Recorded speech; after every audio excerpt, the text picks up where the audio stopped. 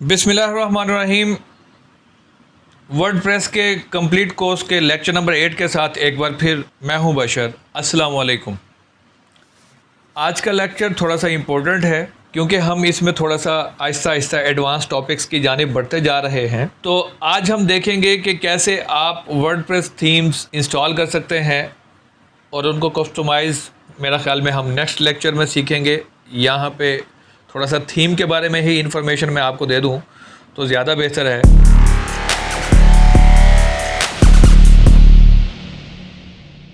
तो यहाँ पर थीम आपकी वेबसाइट का लुक एंड फील दिखाती हैं। अब ये being a WordPress expert, developer, designer, जो भी आप अपने आप को कंसिडर करते हैं, ये आपके ऊपर डिपेंड करता है कि आपने क्लाइंट के लिए या कस्टमर के लिए या किसी भी वेबसाइट के लिए या किसी भी कैटेगरी के लिए आपने थीम कैसे चूज़ करना है। अब वर्डप्रेस में हज़ारों थीम हैं, दो तरह के, कुछ फ्री होते हैं, कुछ प्रीमियम होते हैं यानी पेड होते हैं। ठीक है, ये मुख्तलिफ थीम फॉरेस्ट की वेबसाइट है, वहाँ पे मिल जाएंगे आपको। टेम्पलेट मॉन्स्टर पे मिल जाएंगे, एक्स्ट्रा जैसे प्लेटफॉर्म पे मिल जाते हैं। ये पेड होते हैं, तो आप अपना कार्ड डालेंगे और ये आपको थीम की फ़ाइल्स उठा के दे देंगे, जिसको आप अपने वर्डप्रेस के अंदर डालेंगे और इंस्टॉल कर लेंगे। अगर आप गूगल पर लिखेंगे थीम फॉरेस्ट तो आपको ये टेम्पलेट्स नज़र आ जाएंगे। टेम्पलेट मॉन्स्टर पे जाएंगे, वो भी वहाँ पे भी आपको दिखा देंगे। ये मैं आपको मैं थोड़ा सा आपको दिखा भी दूंगा कि कैसे मिलते हैं। उसके बाद फ्री थीम है। अब थीम चूज़ करने के लिए जो टिप्स है ना, नंबर 1, आपका थीम जैसे ही कोई आपकी वेबसाइट पे क्लिक करे तो as soon as possible robust type का थीम होना चाहिए, फास्टली लोड हो जाए। और उसके बाद मोबाइल रिस्पॉन्सिव हो। अब ये मोबाइल रिस्पॉन्सिव काफ़ी सारे बच्चों को, काफ़ी सारे लोगों को समझ नहीं आएगी कि ये मोबाइल रिस्पॉन्सिव क्या होती है, वो भी मैं आपको प्रैक्टिकल करके बताता हूँ। बल्कि मैं अभी बता देता हूँ साथ ही साथ, ताकि आपको प्रॉब्लम ना आए। अब जैसे ही मैंने इस पर क्लिक किया, ये मेरा इंटरनेट स्लो है, अदरवाइज़ ये वेबसाइट बड़ी फास्टली लोड होती है। जब ऑप्टिमाइजेशन सीखेंगे हम उस वक्त भी देखेंगे कि कैसे फास्टली लोड हो रही है। अच्छा, ये इज़मा DTS की वेबसाइट है, तो इसमें ये 4-5 चीज़ें बहुत इंपॉर्टेंट होती हैं जब भी आप कोई थीम सेलेक्ट करें। नंबर 1, बल्कि सबसे इससे भी पहले 0 पॉइंट पे आप ये देखेंगे वो थीम आपके बिज़नेस से रिलेट करता हो, उसके लोगो के साथ, उसकी कलरिंग के साथ, उसके नीच के अकॉर्डिंग हो। ऐसा नहीं है कि कोई सर्विसेज की वेबसाइट है तो उसको ई-कॉमर्स दे दो, और कोई बिज़नेस की वेबसाइट है तो उसको ब्लॉग दे दो। ये उल्टे सीधे थीम आपने नहीं ढूंढने। तो आपने इन चीज़ों का ख़ास ख्याल रखना है कि थीम, नीच, लोगो, ये सारी चीज़ें उनको मद्देनज़र रखते हुए, कलरिंग, थोड़ा सा इन चीज़ों को सिमिलर हो। ये कलरिंग वगैरह बाद में भी चेंज हो जाती है, मगर कोशिश करें कि उस नीच के अकॉर्डिंग हो। नंबर 1, फास्ट लोडिंग होनी चाहिए। जैसे ही आप क्लिक करें और वो फास्ट लोडिंग होनी चाहिए। नंबर 2 था हमारे पास मोबाइल रिस्पॉन्सिव होना चाहिए। नंबर 0 मैंने बता दिया कि आपकी नीच सिलेक्शन है। अच्छा खैर, अब मैं इसको मोबाइल रिस्पॉन्सिव है तो मैंने राइट क्लिक करके इंस्पेक्ट किया, और उसके बाद मैं इसको यहाँ पे इस ऑप्शन को टॉगल डिवाइस टूल बार पे, अब मैं इसको, ये मेरे पास मुख्तलिफ़ किस्म की डिवाइसेस आ रही हैं, सैमसंग गैलेक्सी S8। अब आप देखें मेरी पूरी की पूरी वेबसाइट शो हो रही है और ये स्क्वीज़ हो गई है उसके अकॉर्डिंग। ठीक है, ये देखें पूरा बड़े नज़्म व ज़ब्त के साथ। ठीक है, और सारी चीज़ें एडजस्ट हो गई हैं। ठीक है, ये देखें, हाँ ये देखें, ये घिट मिट हुई पड़ी है। ये देखें यहाँ पे ये साइड, ये ब्लॉग वाले ऑप्शन, ये रिस्पॉन्सिव नहीं है। देख रहे हैं ना यहाँ पे कैसे गड़बड़ हो गई है। तो इसको आपने टोटली, आपकी यही कोशिश होनी चाहिए कि आपका थीम रिस्पॉन्सिव हो। अब ये होती है मोबाइल रिस्पॉन्सिवनेस, यानी कि अब ये टैब के ऊपर है। ठीक है, टैब के ऊपर चलो कुछ कदरे बेहतर है, मगर अभी भी ये देखें बॉर्डर और ये सारी चीज़ें डिस्टर्ब हो रही हैं। तो आपके ना टोटल, ये देखें जैसे जैसे बड़ा करता जा रहा हूँ थीम, वैसे वैसे स्क्वीज़ होके ये बड़ा होता जा रहा है। और ये जितनी बड़ी से बड़ी LED पे चेक कर लें या जितने छोटे से छोटे मोबाइल स्क्रीन पे चेक कर लें, तो तमाम स्क्रीन्स पर यकसा होनी चाहिए, इक्वल होनी चाहिए, कंटेंट कटा नहीं होना चाहिए, कंटेंट ओवरलैपिंग नहीं होनी चाहिए। तो ये सारी चीज़ें आ जाती हैं रिस्पॉन्सिवनेस में। अब आते हैं SEO ऑप्टिमाइज्ड हो। भाई आपका जो थीम है ना, ये इसमें बैकएंड के ऊपर जब हम देखेंगे तो एटलीस्ट एसईओ की बेसिक्स ऑप्शन मौजूद होनी चाहिए, ठीक है, कंपैटिबल हो। उसके बाद कस्टमाइजेबल हो, कोशिश करें थीम वो चूज़ करें जो ज़्यादा से ज़्यादा कस्टमाइजेबल ऑप्शंस उसमें अवेलेबल हो। वो हम नेक्स्ट लेक्चर में पढ़ेंगे कि कस्टमाइजेशन होती कैसे है। उसके बाद वो थीम ऐसे ना हो कि किसी डेड एजेंसी या किसी डेड डेवलपर ने बना के डाल दिया हो, उसके बाद उसका कोई अपडेट ही ना आ रहा हो, कोई इन्हेंसमेंट ही ना आ रहा हो। यू नो कि टेक्नोलॉजी डे बाय डे, अब आप में से काफ़ी सारे लोगों ने फेसबुक की ऐप यूज़ की होगी, स्टार्टिंग में काफ़ी सारे व्हाट्सएप भी आप यूज़ करते होंगे, तो आपको आए दिन कोई ना कोई अपडेट्स आ रही होती हैं। तो मतलब अभी व्हाट्सएप वाले, फेसबुक वाले ज़िंदा हैं, उनकी टीमें बैठी पीछे से अपडेट कर रही होती हैं, तो रेगुलर अपडेट्स होनी चाहिए। तो डेड थीम नहीं लगाना आपने, कोई भी डेड प्लगइन नहीं लगा देना जिसकी अपडेट्स ही ना आती रहें। उसके बाद जो वर्डप्रेस के ऊपर फास्ट और लाइट वेट थीम है वो एस्ट्रा है। उसके बाद हाईली कस्टमाइजेबल थीम जो है वो ओशियन WP है, ये मैंने आपको थीम में अभी दिखाता हूँ। उसके बाद हेलो थीम कोई भी आप डाउनलोड कर लेंगे, 2 तरह के ये एलिमेंटर के लिए होते हैं। उसके बाद नीवी के सिंपल एंड फास्ट थीम है, तो ये पॉपुलर्स हैं, कंपेटिबल है, इनको आप खुद ही सर्च कीजिएगा। अब आते हैं फ्री थीम इंस्टॉल करना और अपलोड अ प्रीमियम थीम, इन दोनों में हम फ़र्क देख लेते हैं। चलते हैं हम अपने वेबसाइट की जानिब।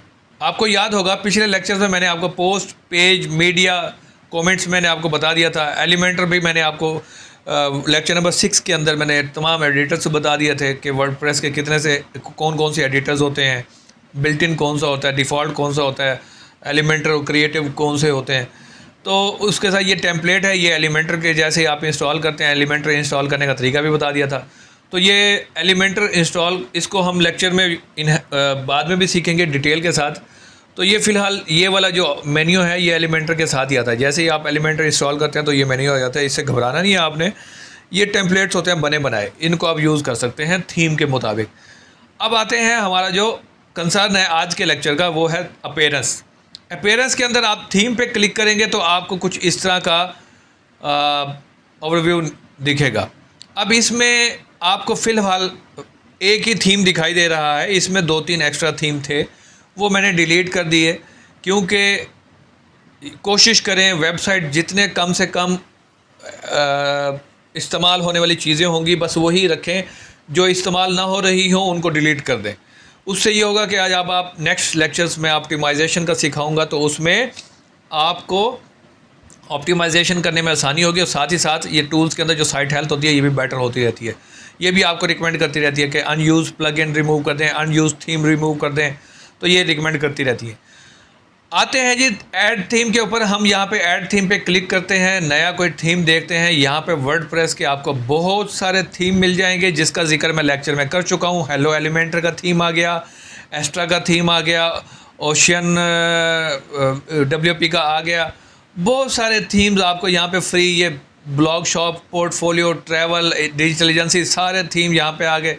तो ये आप यूँ स्क्रॉल करते जाएंगे, लोड होते जाएंगे, ख़त्म नहीं होंगे, ये ख़त्म होने को नहीं आएंगे। आप टाइम वेस्ट ना कीजिएगा, आप इसका शॉर्टकट वे यहाँ पर आएँ टॉप पर, और यहाँ पर आप कोई भी स्टोर लिखें, ब्लॉग लिखें, बुक स्टोर लिखें, ग्रॉसरी स्टोर लिखें, तो आप यहाँ पर आके कीवर्ड डालेंगे, जस्ट इंटर भी नहीं करेंगे तो वो आपके लिए ग्रॉसरी स्टोर सारे ढूंढ के ये ले आएगा। ये देखें सारे ग्रॉसरी स्टोर आ गए हैं, ठीक है। तो जो आपको ज़्यादा फीचर्स वाले, ये यहाँ पे सारे फीचर्स, फ़िल्टर सब आप यहाँ पे मज़ीद कर सकते हैं, ठीक है। फ़ोटोग्राफ़ी, पोर्टफोलियो, सब्जेक्ट, ई-कॉमर्स चाहिए आपको, उसके बाद फ़ीचर्स कौन कौन से हों, कस्टम कलर भी कर सकता हूँ, कस्टम बैकग्राउंड भी कर सकता हूँ, ये भी यहाँ पे भी मज़ीद कस्टमाइज़ कर सकते हैं। उसके बाद कितने कॉलम का हो, कॉलम 2, कॉलम 3, कॉलम 4 कॉलम, ये फिर थोड़ा सा समझने की, जब हम एलिमेंटर समझेंगे उसमें थोड़ा सा आपको मज़ीद समझ में आ जाएंगी चीज़ें। उसके बाद पॉपुलर हैं, लेटेस्ट हैं, ब्लॉग, इनको यहाँ पे आप फ़िल्टर भी कर सकते हैं। तो ये तो हो गया है थीम। अब मैं दोबारा से इसको इंस्टॉल कर लेते हैं। लेट्स सपोज़ मैं एस्ट्रा थीम को इंस्टॉल करता हूँ। WP, ओशियन WP को भी कर सकता हूँ, मगर मैं एस्ट्रा पे जाता हूँ।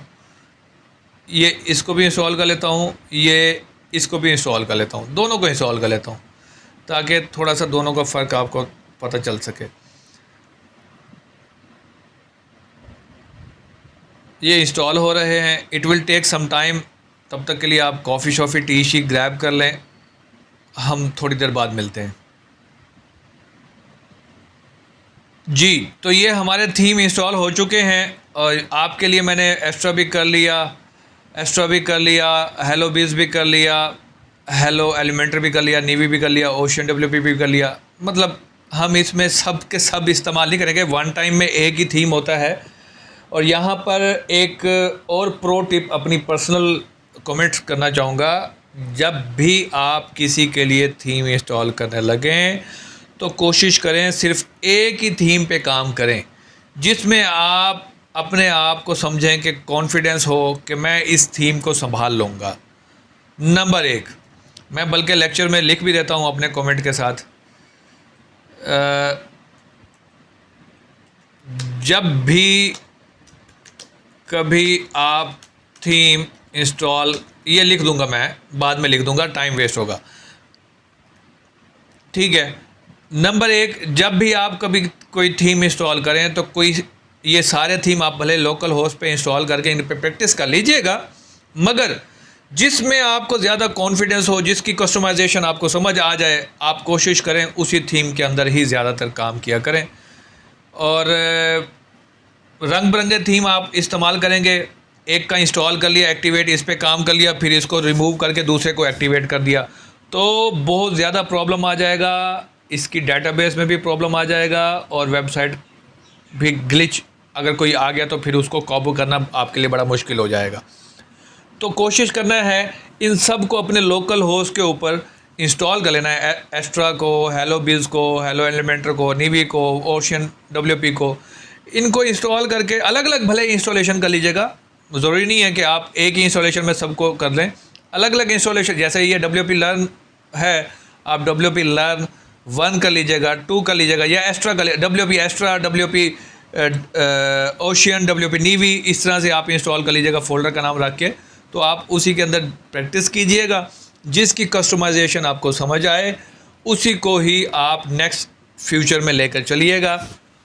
जब कोई प्रीमियम थीम यूज़ करने होंगे तो कीप रिमेंबर कि प्रीमियम थीम, जितने भी थीम होते हैं ना, जैसे इसकी एग्जांपल ऐसे ले लें, जैसे दुनिया में गाड़ियाँ मुख्तलिफ़ किस्म की हैं और उनके मैकेनिक भी मुख्तलिफ़ किस्म के हैं, तो इसी तरह थीम भी मुख्तलिफ़ लोगों ने बनाया होता है और उनको समझना भी मुख्तलिफ़ डेवलपर्स का काम मुख्तलिफ ही होता है, और उनकी डॉक्यूमेंटेशन होती है, उनकी सेटिंग्स होती हैं। उन जब भी आप किसी थीम पर काम करें तो सबसे पहले ये प्रो टिप दे रहा हूँ, प्रो टिप, उसकी डॉक्यूमेंटेशन को अच्छे से रीड कर लें और समझ लें कि इसकी कस्टमाइजेशन होगी कहाँ कहाँ से, बिकॉज़ कि ये थर्ड पार्टी के बने होते हैं, किसी अदर डेवलपर्स के बने होते हैं, आपने बनाए नहीं होते, ना आपको पता होता है कि कौन सी चीज़ कहाँ से चेंज होगी, लोगो कहाँ से चेंज होगा, कलर कहाँ से चेंज होंगे, फॉन्ट कहाँ से चेंज होंगे, कोई सेटिंग कहाँ से चेंज होगी।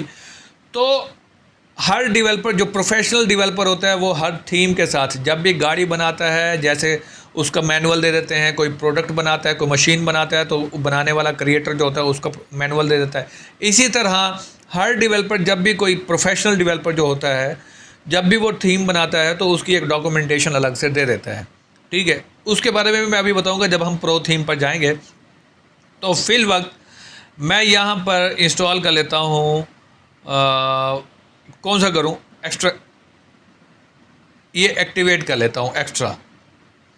तो एक्स्ट्रा को जैसे ही मैं एक्टिवेट करता हूँ तो आप देखेंगे यहाँ पर काफ़ी सारी चीज़ें एक्स्ट्रा, ये जैसे जैसे चीज़ें एक्टिवेट करते जाएंगे तो यहाँ पे चीज़ें आती जाएंगी। अब इसमें डैशबोर्ड है, कस्टमाइज़ है, साइट बिल्डर है, स्पेक्ट्रा है। तो यहाँ पे आप इसका साइट बिल्डर एक्स्ट्रा वालों का अपना है, ठीक है। मेरा ख्याल में एलिमेंटर भी यूज़ करते हैं, तो ये स्पेक्ट्रा भी कोई एलिमेंटर, ये पेज बिल्डर होगा या कोई और चीज़ होगी। तो ये देखेंगे हम इसको, ये डैशबोर्ड में आते हैं। बाकी के थीम हम नहीं देखेंगे, ये आपने खुद अलग अलग इनकी इंस्टॉलेशन करनी है और मुझे उस थीम को अपलोड करके आपने स्क्रीनशॉट भेजना है। ये आपकी असाइनमेंट है ताकि आपको काम थोड़ा सा आना स्टार्ट हो जाए। अब ये जैसे ही थीम लोड हुआ, अब ये थोड़ा सा टाइम ले रहा है। लेट्स सी कि कितना टाइम लेता है। तब तक के लिए आप आहो चाय पी लें, कॉफ़ी पी लें। याद रहे, कोई भी चीज़ ऐड करनी हो, थीम ऐड करना हो या प्लगइन ऐड करना हो, तो हमेशा पहले इंस्टॉल किए जाते हैं। फाइंड करने के बाद मतलूबा चीज़ आपको अगर मिल गई है तो उसको इंस्टॉल करें, उसके बाद उसको एक्टिवेट किया जाता है, जैसे कि मैंने अभी आपको प्रोसेस कर करके बता रहा हूँ चीज़ें। तो डैशबोर्ड मेरा ख्याल में कहता है कि मैं अभी नहीं ओपन होता। तो आते हैं थोड़ा सा थीम फॉरेस्ट पे सर्च कर लेते हैं। थीम फॉरेस्ट क्या चीज़ है? थीम फॉरेस्ट, ये थीम फॉरेस्ट पे जैसे ही आप गूगल पे लिखेंगे या गूगल क्रोम के एड्रेस बार में लिख लें तो ऑटोमेटिकली गूगल सर्च हो जाता है। ये मेरा इंटरनेट भी थोड़ा सा स्लो हुआ पड़ा है, तो इसके लिए माज़रत, क्योंकि मैं राउटर से बहुत दूर हूँ। मेरा राउटर दूसरी जगह पर पड़ा हुआ है और मैं बहुत ऊपर आया हुआ हूँ, 3rd फ्लोर पे, क्योंकि यहाँ पे नॉइज़ थोड़ी सी कम होती है ताकि आपको आवाज़ अच्छे से आए। ये देखें, ये मैक्सिमम एग्जीक्यूशन टाइम वर्डप्रेस का था 120 सेकंड, जो कि एक्सीड हुआ, तो ये प्रॉब्लम आ गया है। लिहाजा हम इसको बैक करते हैं और देखते हैं कि ये प्रॉब्लम क्यों आया। अब ये जो टिप्स है ना, ये अभी जो प्रॉब्लम आया था, ये एक्सपर्ट लोग इन प्रॉब्लम्स को समझते हैं, फिर वो रिज़ॉल्व करते हैं अपने अकॉर्डिंग, ठीक है। अब वो प्रॉब्लम रिज़ॉल्व हो गया, वो टेम्परेरी आया था, वो रिज़ॉल्व हो गया। अब यहाँ पे एडिट मेडिट हम अभी नहीं सिखाएंगे, कुछ भी नहीं सिखाएंगे फिल वक्त। अब आपके पास ये देखें, ये 2 पोस्ट हो गई हैं। अभी आप इसको क्लोज़ कर देते हैं। अब आप जाके ना, इसको मैंने एक्टिवेट किया, पहले ये वाला थीम था 2024, इसको मैं डिलीट कर देता हूँ, इसकी अब हमें ज़रूरत नहीं है। अब आप इसका फ्रंट एंड जाके देखेंगे, जैसे ही थीम आपने एक्टिवेट किया तो इसका फ्रंट एंड आप ओपन कर लेते हैं, तो फ्रंट एंड ये देखें चेंज हो गया ना। पहले कुछ और डिज़ाइन से आ रहा था, अब कुछ और डिज़ाइन से आ रहा है, तो इट मीन्स अब ये नीचे एक्स्ट्रा थीम भी लिखा हुआ आ रहा है, ठीक है। ये सारी चीज़ें कस्टमाइज़ होंगी, सारी की सारी। तो अब इसी तरह हम हेलो बीज को करके देखते हैं कि ये क्या बला है, तो इसको भी समझेंगे।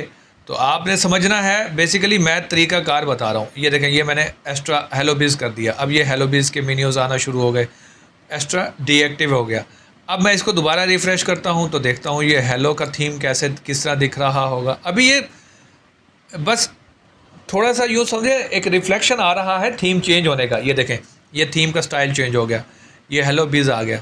अब उसके बाद अगर मैं WP ओशियन एक्टिवेट कर लेता हूँ, ये मैं सिर्फ एक्टिवेट कर करके चेक कर रहा हूँ, इनमें मैं कोई कस्टमाइजेशन नहीं कर रहा, ठीक है। तो कस्टमाइजेशन हम सीखेंगे। अब ये एक्टिवेट हो गया है WP, जैसे ही कोई एक्टिवेट होता है तो फर्स्ट पोजीशन पे वो आ जाता है थीम की लिस्ट के अंदर। अब जैसे ही ये एक्टिवेट हुआ है, मैं थोड़ा सा इसको आके रिफ़्रेश करता हूँ तो देखता हूँ कि इसका स्टाइल कैसे होगा। ये देखें, ये स्टाइल थोड़ा आपको फील हो रहा होगा, चेंज हो जाता है। तो इन थीम को मैं अपने अकॉर्डिंग कस्टमाइज़ कर सकता हूँ, और हेडर, मेन्यू, विजेट, ये इनको समझेंगे कि ये क्या क्या चीज़ें होती हैं जब हम कस्टमाइजेशन करेंगे, ठीक है। तो यहाँ पर ये टॉपिक हो गया। अब आते हैं थीम फॉरेस्ट पे। ये मेरे पास इंटरनेट का इशू आ रहा है, उनको अपलोड करना सीख लेते हैं।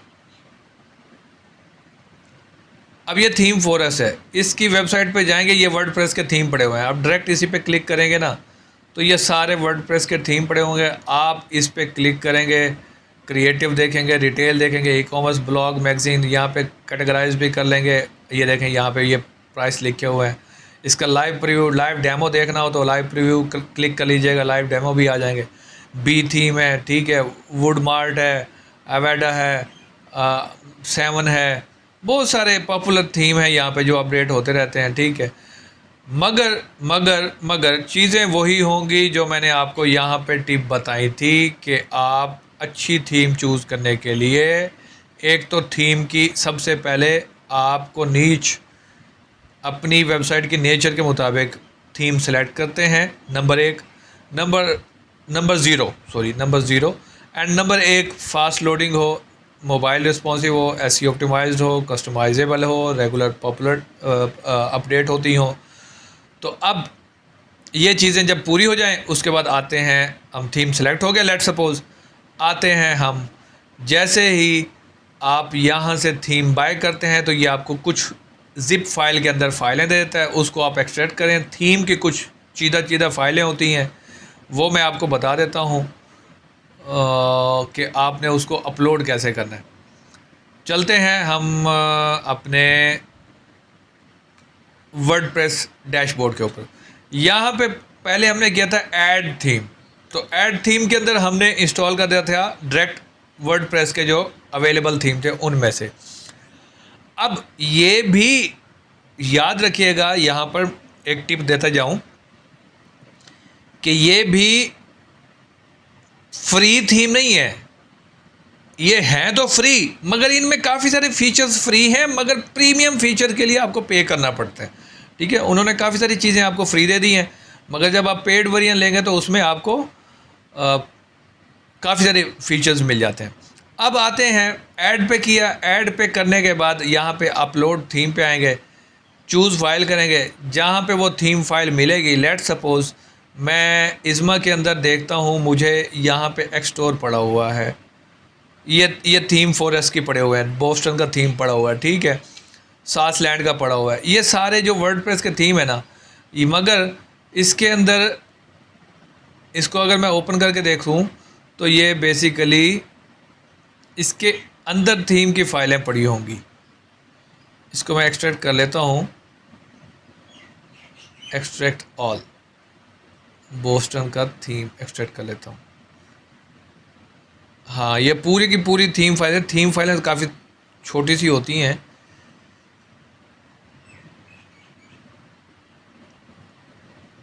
इसमें डॉक्यूमेंट भी होगा, सब कुछ होगी जब आप बाय करते हैं ना ऑनलाइन।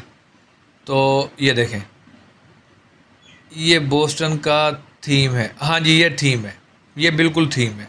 इसमें पूरा का पूरा मैंने डाउनलोड नहीं किया हुआ, लिहाजा मैं इसको डिलीट कर देता हूँ। ये फ़ोल्डर मुझे नहीं चाहिए, क्योंकि फ़ोल्डर हमने अपलोड नहीं करना होता। याद रहे कि आपने सिर्फ़ और सिर्फ ज़िप फाइल को सिलेक्ट करना है, इंस्टॉल करना है, और सिलेक्ट करके ओपन कर लेना है, उसके बाद इंस्टॉल नाउ पे क्लिक करना है। It will take some time, ये आपके ऊपर धूती घूमना शुरू हो गया, ठीक है, और ये थोड़ा सा टाइम लेगा, उसके बाद ये इंस्टॉल हो जाएगा। अब आप गो थीम पेज पे जाएंगे ना, तो यहाँ पे ये बोस्टन कॉर्पोरेट का पैरेलक्स वर्डप्रेस का थीम भी आपको नज़र आ जाएगा। ये देखें, ये अब आपके सामने मैंने दोनों ऑप्शंस को एक्सप्लेन कर दिया है कि आप फ्री थीम कैसे डाउनलोड अपना एक्टिवेट कर सकते हैं और प्रीमियम कैसे कर सकते हैं। ठीक है, ये मेरे पास पुराना कोई पड़ा हुआ था, मगर आप चला लें, ये आपको एग्जाम्पल काफ़ी है। ठीक है, अब आते हैं इसकी लास्ट में टिप है। हाँ, ये वही टिप है जो मैं आपको बता रहा, सिर्फ एक ही थीम एक्टिव होती है एक वक्त में, और आगे मैंने बताया था सिर्फ एक ही थीम पर काम करना सीखें और उसी को ही आगे एक्सपर्ट बने। ठीक है, और साथ में हाँ, सिर्फ एक ही, अगर फ्री थीम यूज़ करना है, अगर फ्री थीम यूज़ करना है तो सिर्फ एक ही थीम पर काम करना सीखें और उसी को ही आगे लेकर चलें। एक ही वर्डप्रेस के अंदर बार बार थीम चेंज ना करें।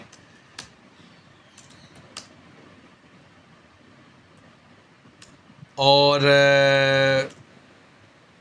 ये इनको ना मैं थोड़ा सा यूँ लिख लेता हूँ, यूँ था कि आपको थोड़ा सा समझ भी आ जाए। उसके बाद इसको ना, अगर प्रीमियम थीम यूज़ कर रहे हैं, या बल्कि इसको मैं सिंपली यूँ लूँगा क्योंकि फ्री की भी डॉक्यूमेंटेशन होती है। अगर theme before starting the customization आपको थीम की डॉक्यूमेंटेशन रीड करके अंडरस्टैंड करना होगी। अच्छा, दूसरी थीम बैकअप में होती है लेकिन वेबसाइट पर इफ़ेक्ट नहीं करती।